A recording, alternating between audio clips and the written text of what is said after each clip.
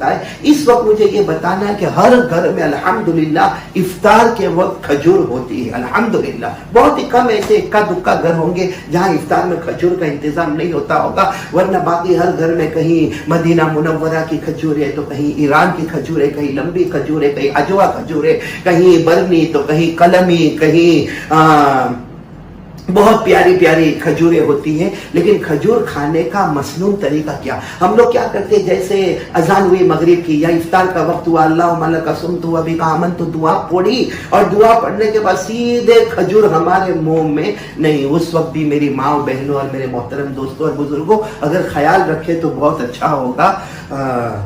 کھجور اگر کھانے کا کیا مسنون طریقہ ہوتا ہے، کھجور کھانے کا مسنون طریقہ کیا ہوتا ہے، وہ میں آپ کو بتانا چاہتا ہوں. اللہ تعالی ہم سب کو دیکھو ہر سنت پر عمل کرنا، ہر سنت پر عمل کرنا، کیونکہ ہمارے نبی صلی اللہ علیہ وسلم سے محبت کا طریقہ یہی ہے. امام مالک رحمت اللہ علیہ نے فرمایا، حضرت نوح کی کشتی میں جو بیٹھے، حضرت نوح علیہ السلام نے کشتی بنائی تھی، جو کشتی میں بیٹھے وہ بچ گئے اور جو کشتی سے باہر گئے وہ ڈوب گئے. جو کشتی میں بیٹھے وہ بچ گئے اور جو کشتی سے باہر گئے وہ ڈوب گئے.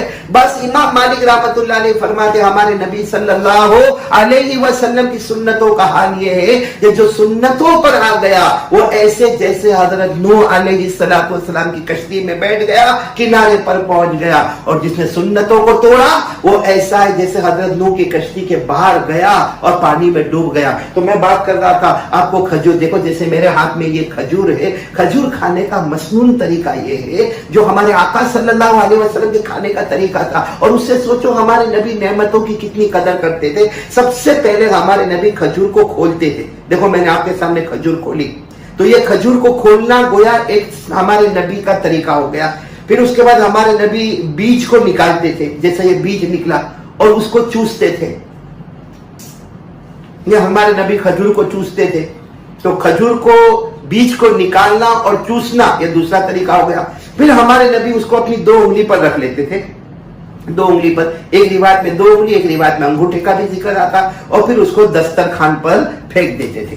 وہ بیج کو دسترخوان پر پھینک دیتے تھے. اب باقی جو کھجور ہے پھر ہمارے نبی کھا لیتے تھے. اگر ہم اس کو تھوڑا تھوڑا الگ کریں تو سوچے کھجور کھولنا ایک سنت، پھر بیج کو نکال کر چوسنا دوسری سنت، پھر اپنی انگلیوں پہ رکھنا تیسری سنت، اور پھر اس کو دسترخوان پر پھینک دینا یہ چوتھی سنت بیج کو، اور باقی کھجور کو کھا لینا پانچویں سنت. اگر ہم اس کو الگ کریں تو 5 اور 6 طریقے نکلیں گے. تو ایک طریقے پر 100 شہیدوں کا ثواب، تو انشاءاللہ ایک کھجور پر 500 سے لے کر 600 شہیدوں کا ثواب ہم کو نصیب ہو جائے گا.